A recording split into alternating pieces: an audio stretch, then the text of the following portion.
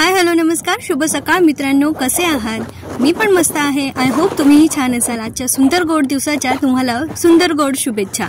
तर आज आहे 21 फेब्रुवारी आणि ठरलं तर मगच्या आजच्या भागात काय झालं माहिती आहे का? चला सांगते. तर सुरुवात होते सायलीपासून. सायलीने कुसुमताईंना सहज फोन केलाय आणि ती त्यांच्याशी गप्पा मारत असते. तेव्हा कुसुमताई उगीच तिची खेचतात की चला इतक्या दिवसांनी आमच्या सायलीला माहेरची आठवण आली, तर मला वाटलं सासरी गेल्यानंतर 15 दिवसांनी वगैरे फोन करशील. तेव्हा सायली म्हणते, का ग कुसुमताई अशी मस्करी करतेस? आता कुसुमताईशी बोलत असताना सायलीला मधुभाऊंच्या खोकलण्याचा आवाज येतो. तेव्हा सायली विचारते की मधुभाऊ येऊन गेले का? तर कुसुमताई म्हणतात, येऊन गेले म्हणजे? तर सायली म्हणते, अगं असं काय करते, ते पोलीस स्टेशनला जातात ना सही करायला. तर कुसुमताई तिला सांगतात की ते आज गेलेच नाही. त्या जोशी वकिलांचा फोन आला होता की आज काही सही करायला येण्याची गरज नाहीये असं त्यांनी सांगितलं. मग सायलीला त्यात थोडी शंका येते. म्हणून सायली कुसुमताईंना सांगते की थांब, मी तुला थोड्या वेळाने फोन करते. आता सायली तिच्या शंकेचं निरसन करण्यासाठी अर्जुनला फोन करते. अर्जुन चैतन्यसोबत गाडी चालवत असतो. तेव्हा अर्जुन म्हणतो, अरे वास मिसेस सायली, तुम्ही सिरियसली घेतलं वाटतं, अर्ध्या तासांनी लगेच फोन केला. तेव्हा सायली म्हणते, ऐका ना सर, मला तुमच्याशी थोडं महत्त्वाचं बोलायचं आहे. तेव्हा अर्जुन म्हणतो, बोला ना. तर सायली त्यांना सांगते की सही करायला नाही गेलं तर चालतं का बेलवर असताना? तेव्हा अर्जुन म्हणतो की नाही असं अजिबात नाही चालत, नाहीतर त्यांची बेल जंप होऊ शकते. पण काय झालं? तेव्हा सायली त्यांना घडलेला प्रकार सांगते. अर्जुन ती गोष्ट ऐकून शॉक होतो आणि त्याला विश्वास बसत नाही की जोशी वकिलाने असं का सांगितलं असेल. कारण बेलवर असताना जर पोलीस स्टेशनला सही करायला एकही दिवस अब्सेंटी लागली तर त्या व्यक्तीला पुन्हा अटक होऊ शकते असं अर्जुन सायलीला सांगतो. सायली ते ऐकून तिला धक्का बसतो आणि अर्जुनही म्हणतो की आता हे काय प्रकरण आहे, मला याचा शोध लावलाच पाहिजे. आता इकडे सायली कुसुमताईंना परत फोन करते. सायली अर्जुनशी झालेलं सगळं बोलणं कुसुमताईला सांगते आणि सांगते की जर आज ते सही करायला नाही गेले तर त्यांची बेल जंप होऊ शकते आणि कदाचित त्यांना पोलीस अटकही करू शकते. हे ऐकून कुसुमताईलाही धक्का बसतो. पण त्या दोघींनाही प्रश्न पडलेला असतो की जोशी वकिलांनी असं का केलं असेल? असं कुठल्या वकिलाला वाटेल की आपल्या क्लायंटला शिक्षा व्हावी म्हणून? तर त्या दोघी आता इथे युक्ती लढवतात, कारण त्यांना माहिती आहे की मधुभाऊंना जर असं सांगितलं की अर्जुनने सांगितलंय तर कदाचित ते सहजासहजी ही गोष्ट ऐकणार नाही किंवा ते विश्वास ठेवणार नाहीत. मग त्या दोघी इथे एक आयडिया करतात आणि सायली त्यांना कुसुमताईला सांगते की ती मधुभाऊंशी असं बोलायचं की त्या वकिलासमोर त्यांना फोन करायचा आणि त्यांना सांगायचं की तुम्ही पोलीस स्टेशनबद्दल जे काही सांगितलंय ते सगळं खरं आहे का? तर ते तशी आयडिया करतात आणि कुसुम आता हॉलमध्ये जाते आणि मधुभाऊंशी त्या गोष्टीवर बोलत असते. कुसुमताई आता मधुभाऊंना सांगतात की तुम्हाला पोलीस स्टेशनला जावं लागेल सही करण्यासाठी. तेव्हा मधुभाऊ म्हणतात, अगं सकाळी जोशी वकिलांचा फोन आला ना, त्यांनी तर नाही सांगितलं. तेव्हा कुसुमताई सांगतात की हो, त्यांचा मला फोन आला होता आणि त्यांनी तुम्हाला जायला सांगितलंय. मग इथे मधुभाऊंना जरा शंका येते. ते म्हणतात, असं कसं काय, घटक्यात काय, थांब मी त्यांना फोन करतो. तर कुसुमताई इथे आता तिच्याच फोनवरून जोशी वकिलांना फोन करते. तेव्हा मधुभाऊ म्हणतात, स्पीकरवर टाक फोन. तर कुसुमताई फोन स्पीकरवर टाकतात आणि त्यांच्या ठरलेल्या आयडियाप्रमाणे एवढंच विचारतात की तुम्ही पोलीस स्टेशनबद्दल जे सांगितलंय ते खरं आहे ना? त्यावर जोशी वकील थोडेसे चिडलेले असतात की यांचं काय सारखं तेच चाललंय. तर ते म्हणतात, हो खरंय, अगदी खरंय. आता कुसुमताई पुढे त्यांनाही काही बोलू देत नाही आणि मधुभाऊंनाही काही बोलू देत नाही आणि त्यांना हो चालेल आम्ही तसंच करतो असं म्हणून फोन ठेवून देते. आणि ते दोघं आता पोलीस स्टेशनला सही करायला जाण्यासाठी निघतात. तर मधुभाऊ म्हणतात, अगं थांब, मला कागदपत्र घेऊ दे असं म्हणून ते कपाटातून त्यांची कागदपत्र काढतात.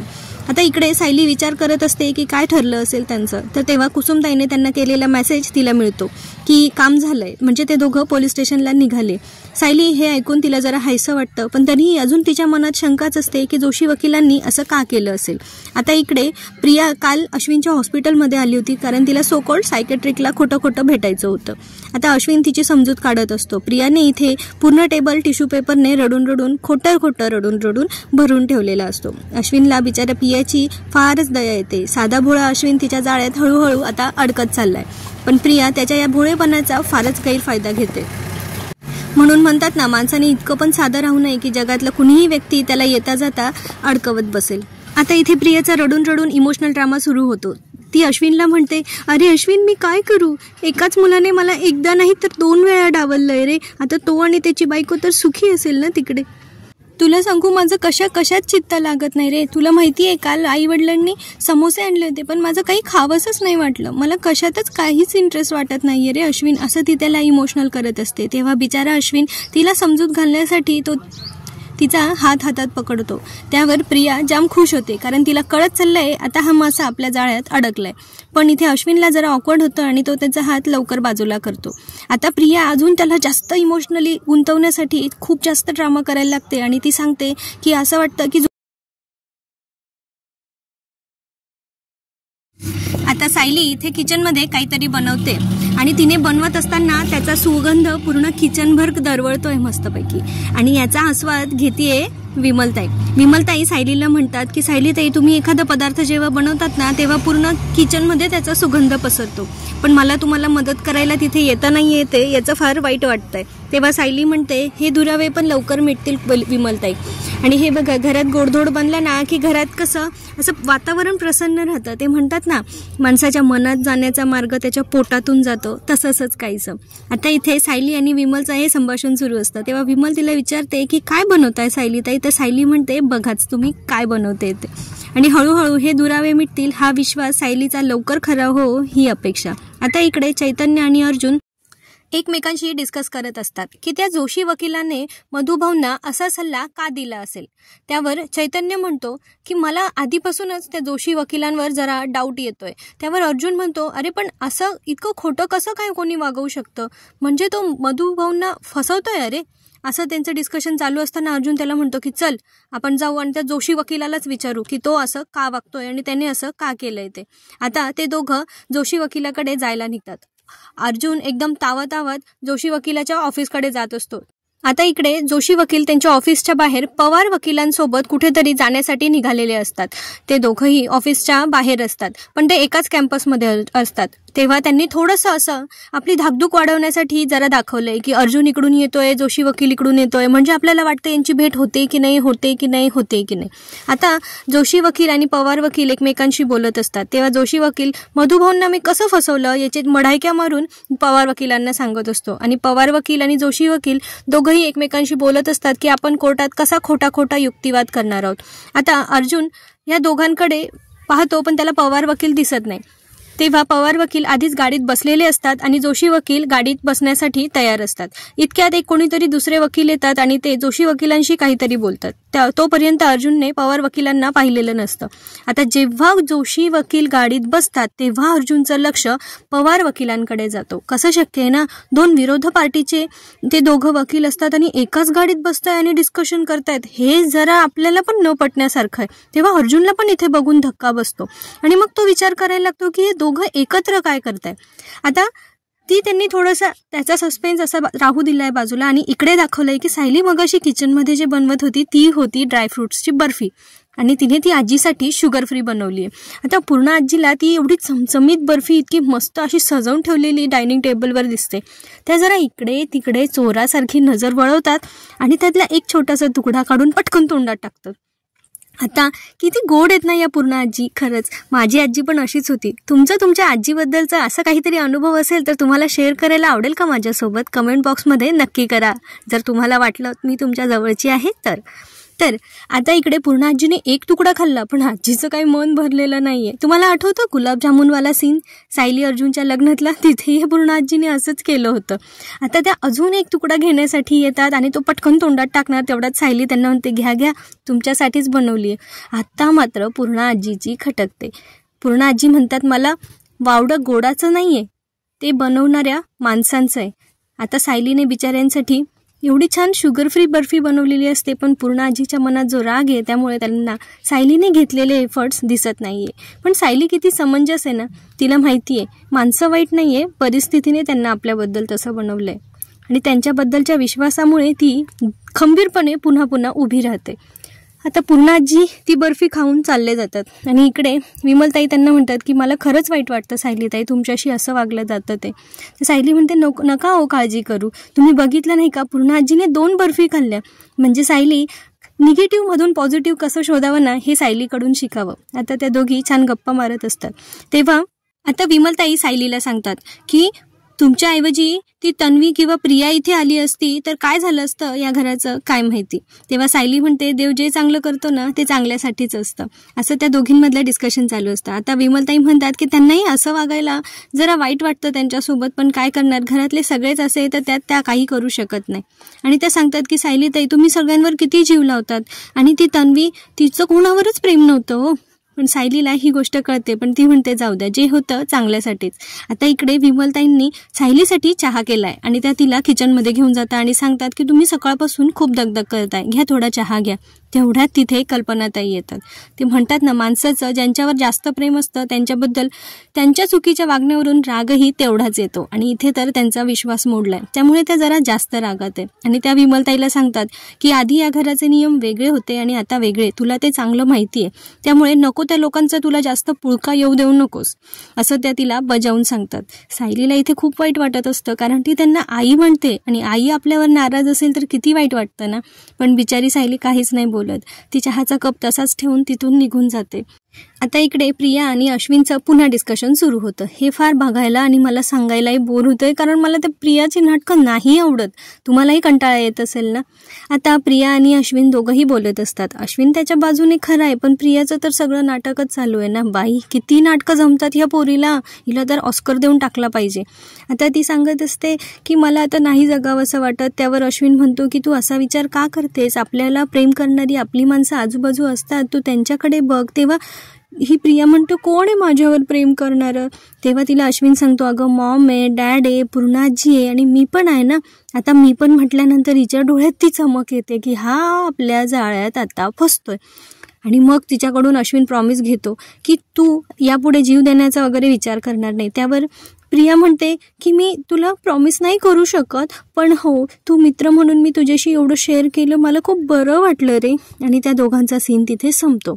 आता इकडे कोण गाडीत बसलंय याचं आश्चर्य अर्जुनला वाटतंय. त्यांनी ते असं झूप झूप झूप करून दाखवलंय की कोण आहे.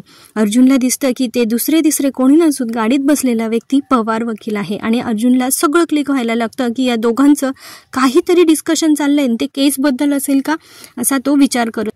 तितक्यात पवार वकिलांना कोणाचा तरी फोन येतो आणि ते हो हो साहेब आम्ही येतोय असं म्हणून त्यांचं फोनवर बोलणं अर्जुन ऐकतो. आणि तो साहेब कोणाला म्हटला असेल आणि दोघं एकत्र कोणाला भेटायला जात असतील याची अर्जुनला चुकचूक लागून राहते. आता ते दोघंही यांची गाडी मागे निघाल्यानंतर त्यांचे चेहरे लपवतात आणि त्यांच्या पाठलाग करण्यासाठी गाडीत बसून पटकन त्यांच्या मागावर जायला निघतात. आता हे कोणत्या साहेबांना भेटायला गेले याची अर्जुनला उत्सुकता असते आणि ते नक्कीच मधुभाऊंच्या केसबद्दलच बोलायला गेले असतील याबद्दल अर्जुनला आता जरा क्लिअरिटी यायला लागली. ते दोघं धावपळ करत पटकन त्यांच्या मागावर जातात. आता इकडे आपण बघतो की ही प्रिया घरी पोहोचली आहे आणि घरी पोहोचल्यानंतर ती आता कदाचित मला असं वाटतं की तिचं मनोबल खचलंय हे घरच्यांना दाखवून देण्यासाठी ती आता खूप असा त्रागा करून दाखवणार आहे. तर आता ती घरी पोचते. इथे प्रतिमा आणि किल्लेदार दोघं बसून कॉफी घेत असतात. तेवढ्यात प्रिया तिथे येते. तर तिला प्रतिमा आत्या म्हणतात की तू कॉफी घेणार आहेस का. अगं मला आधी माहिती असतं तर मी तुझ्यासाठी कॉफी बनवून ठेवली असती. तर इकडे प्रिया त्यांच्यावर चिडते आणि म्हणते माझं लग्न मोडलं त्याच दिवशी मला विष का नाही दिलं त्यापेक्षा. आणि ती खूप असं दातोट खाऊन बोलत असते. आणि त्यानंतर रविराज मग तिच्यावर चिडतात आणि ते म्हणतात की तू कोणाशी बोलतेस हे विसरू नकोस. आईशी बोलण्याची ही पद्धत नाही आहे हे तिला ती चुकते असं समजावून सांगत असतात. पण इथे प्रिया कुणाचंही ऐकून घेण्याच्या मूडमध्ये नसते. ती अतिशय उद्धटपणे प्रतिमाशी बोलत असते. त्यानंतरही प्रतिमा तिला कॉफी ऑफर करतात, पण ती कॉफी जमिनीवर फेकून देते. कॉफीचा मगही फुटतो आणि कॉफी पण सांडते. तेव्हा रविराज तिच्यावर खूप चिडतात. ते प्रियाला प्रतिमाची माफी मागायला सांगतात, पण ती ऐकत नाही आणि तिथून तडकाफडकी निघून जाते.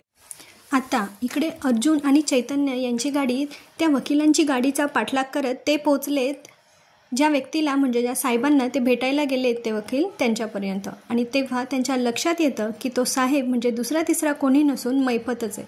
आता अर्जुनच्या लक्षात आलं आहे की जोशी वकील आणि पवार वकील हे महिपतची माणसं आहेत. त्यामुळे अर्जुनला भयंकर राग आला आहे. तेव्हाच अर्जुनला त्याचा खूप राग येतो आणि जोशी वकिलांचाही राग येतो आणि त्यांनी असं का केलं असेल ते आता त्याचं थोडं थोडं लक्षात यायला लागलं आहे. पण तो तिथे काही करत नाही आणि त्यानंतर होते रात्र. आता इकडे महिपत ज्याला भेटायला हे दोघं वकील आले आहेत तिथे महिपत जोशी वकिलाला विचारतो की काय झालं, तो म्हातारा सही करायला गेला की नाही गेला किंवा तो नाही गेला याचा काही फोन आला का तुला. काय झालं त्याचं पुढे असं तो त्याला धमकावून विचारत असतो. तेव्हा जोशी वकिलांना सांगतात की मी त्यांना फोन केला होता आणि ते गेले होते. पण ते गेले नाहीत आणि तसा पोलीस स्टेशनमधून फोन आला की नाही असं कन्फर्मेशन घेण्यासाठी महिपत जोशी वकिलांना तिकडे फोन करायला सांगतो. तर इकडे पोलिसांना फोन केल्यावर त्यांना कळतं की मधुभाऊ सही करायला येऊन गेलेत. जरा उशिरा आले रोजच्यापेक्षा, पण येऊन गेलेत. आता मात्र महिपतचा राग अनावर होतो आणि तो जोशी वकिलांना पुन्हा फोन करायला सांगतो. आता सांगतो मधुभाऊंना फोन करायला, पण नेमका तो फोन कुसुमताई उचलतात आणि कुसुमताई त्यांना सांगतात की ते जरा बाहेर गेले, तुमचा काही निरोप असेल तर माझ्याकडे द्या. तेव्हा त्यांना जोशी वकील विचारता, अहो मी त्यांच्यासाठी परवानगी घेतली होती, त्यांना नाही सांगितलं होतं जायला, तरी ते का गेले? तर ते गेल्याने काही प्रॉब्लेम होतोय का असं म्हणून कुसुमताई आणखीन त्यांनाच विचारतात. तेव्हा जोशी वकील म्हणतात, पण मी नाही सांगितलं असताना तुम्ही माझं का नाही ऐकलं? तेव्हा कुसुमताई म्हणतात, अच्छा तुम्ही नाही सांगितलं होतं का, मला वाटलं जा असं सांगितलंय, असा आमचा गैरसमज झाला, असं खोटं बोलून त्या जोशी वकिलाला शेंडी लावतात.